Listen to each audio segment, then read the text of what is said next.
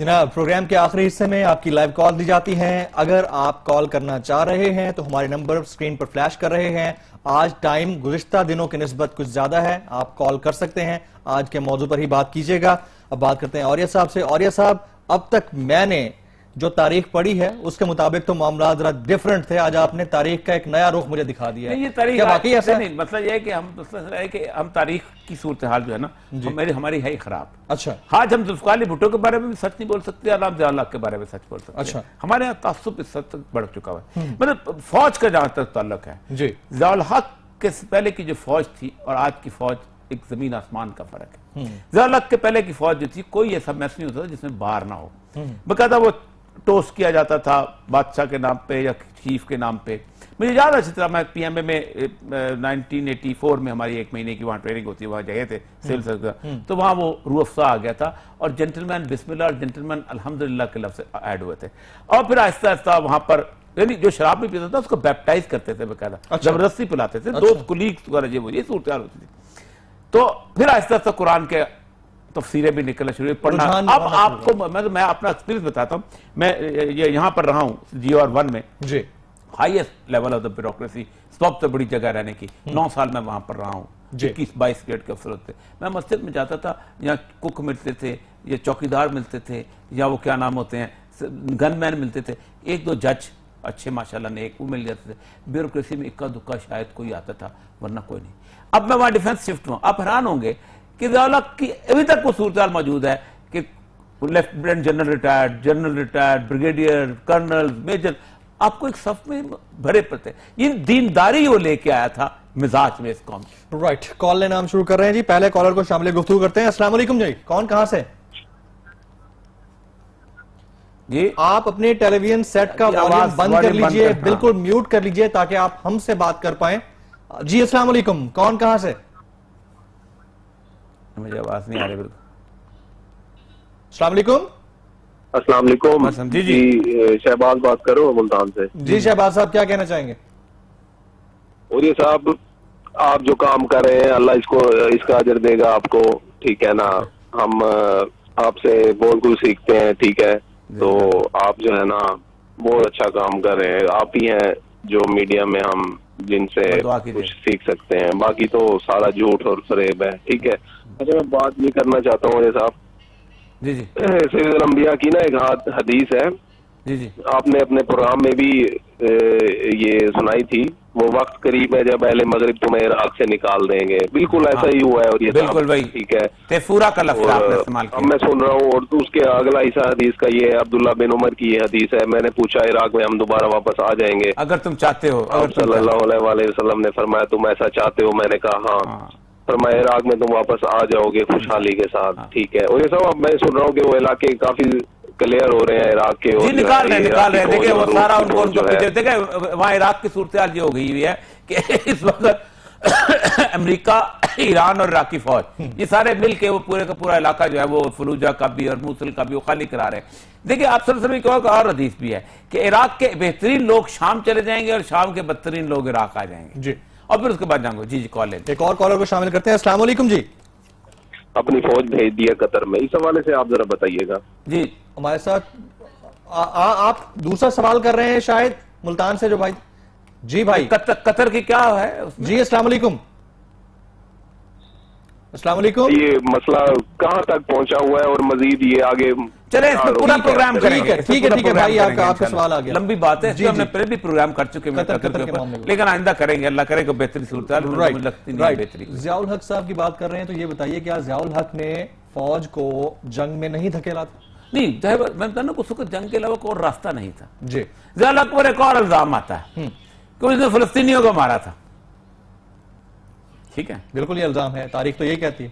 وہ فلسطینی قوم پلس فلسطینی تھے, مسلمان کی فلسطینی واحد لوگ تھے جنہوں نے اللہ کا جنازہ نکالا تھا.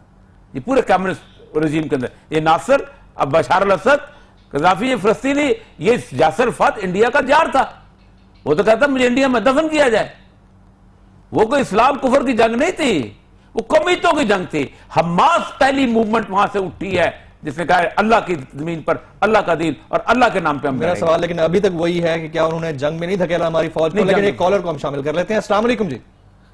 جی وعلیکم السلام، میں کراچی سے سلمہ امجد بات کر رہی ہوں. جی سلمہ صاحبہ کیا کہنا چاہیں گی؟ سوال کیجیے گا پلیز. جی سر، میں یہ کہنا چاہ رہی ہوں کہ آج جو مریم نواز صاحبہ جو ہیں، شہزادی ہیں جو، انہوں نے آج ہمارے اداروں پہ، خاص طور پہ ہماری فوج کو جو کھلم کھلا دھمکی دی ہے، تو آپ کا کیا خیال ہے کہ ہماری فوج کو ایکشن نہیں لینا چاہیے کیا؟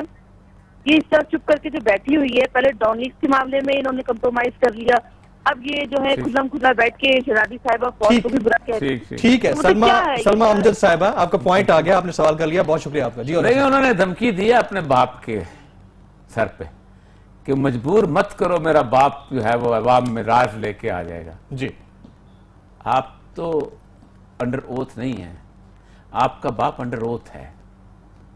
اس نے حلف اٹھایا ہوا ہے اس ملک کی وفاداری کا بھی اور اس ملک کی سیکریسی کو سینے میں رکھنے کا بھی. سر جو شخص انڈر اوتھ نہ ہو، کیا اس کو اتنا بڑا پروٹوکول دیا جاتا ہے؟ سر اب تلخ باتیں کرنا شروع کر دوں گا. آپ بھی کسی کے گھر میں پیدا ہو جاتے؟ میں معمولی سے ماسٹر کا بیٹا ہوں، نہیں ملتا ہے. کالر کو شامل کرتے ہیں. السلام علیکم. جی کون صاحب کہاں سے؟ عباس رند ملیر کیل سے. جناب آدھا گھنٹہ ہو گیا ہے، کیا بسم اللہ. حکم جی جی بولیے. اوریا جان سے بات کرنی ہے. جی بول رہا جی رند صاحب، آپ کہاں کے رند ہیں؟ میں سندھ بلوچستان دونوں جگہوں پر ہوں. اچھا ماشاءاللہ. تو پھر آپ تو ادھر کے ہوں گے، کچھی کے. بھائی میں کہہ رہا ہوں نا، دونوں صوبوں سے میرا تعلق ہے. بسم اللہ. فیز 1 میں رہتا ہوں. حکم سوال کیجئے. سوال عرض یہ ہے، اوریا جان صاحب بات کر رہے ہیں. جی بات کر رہے ہیں. کر رہا بات. ہاں جی. اچھا، عرض یہ ہے کہ ضیاء الحق کے دور میں مطلب یہ ہے کہ سندھ کے بلوچ ٹوٹلی تباہ ہوئے. پہلی بات سنیے گا. 2 مرتبہ میرا گاؤں خیرپور سے ہم شفٹ ہوئے، بلوچستان چلے گئے. اچھا ایک بات. دوسری بات یہ ہے کہ آپ مشرف صاحب کہہ رہے ہیں میرے گھر میں الحمدللہ 2 CSP آفیسر اور 1 جج ہے.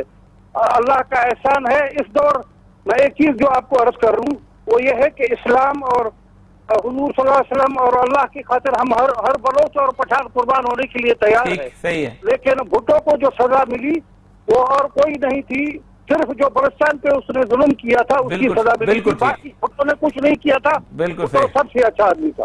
عباس صاحب آپ نے کال کی، بہت شکریہ آپ. وہ کہنا ہے بھٹو کو جو سزا ملی تھی وہ بلوچستان پہ اس نے جو بلوچوں کو مارا تھا اس کی سزا ملی تھی. یہ بات ہاں ایک MRD کا. جی وہی میں نے کہا نا کہ اس نے سیاست کو تباہ کرنے کے لیے 1983 کی MRD کی جو موومنٹ کو اس نے تباہ کیا. جی لیکن اس نے بلوچستان کو کمال کر دیا تھا.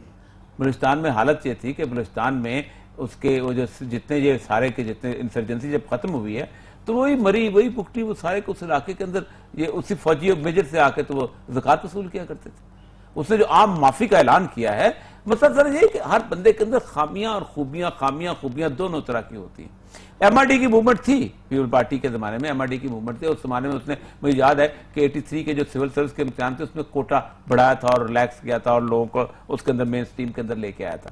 لیکن جو جمہوری طور پر الیکٹڈ آدمی ہوتا ہے، ڈکٹیٹر کو تو کہہ دیں گے ایک بندہ ہے. جی یہ 400 بندے الیکٹ ہوتے ہیں لوٹ مار کے لیے اکٹھے بذات خود، وہ 400 کا پیٹ نہیں بھرتا.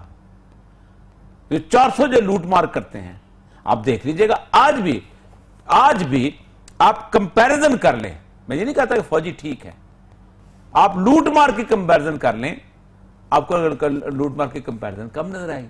اور جب ہم نے ایک بندہ الیکٹڈ آدمی کی بات بھی ہم نے ڈکٹیٹر کو ہی لینا ہے، اس کی بیٹی بھی 12 گاڑیوں میں آنی ہے، اس نے بھی پورا اسلام آباد بند کر دینا ہے، اس نے بھی کہنا تم کون ہوتے ہو مجھ سے پوچھنے والے کہ میں نے یہ گھر کیسے بنایا، تو میں نے جائیداد کیسے بنائی، تو میں نے یہ کیسے بنائی، اور یہ تو پھر اس کا مطلب یہ ہے کہ ہمیں ظاہر سی بات ہے سوچنا پڑے گا کہ اس ملک کا مستقبل کیا ہونا چاہیے. رائٹ ناظرین، پروگرام کا وقت ختم ہوا. آپ کی شرکت کا شکریہ. اگر آپ فیڈ بیک دینا چاہیں تو فیس بک اور ٹویٹر پہ ہمیں جوائن کر سکتے ہیں. آج کے اس پروگرام سے جمیل فاروقی اور اوریا مقبول جان کو اجازت دیجیے گا.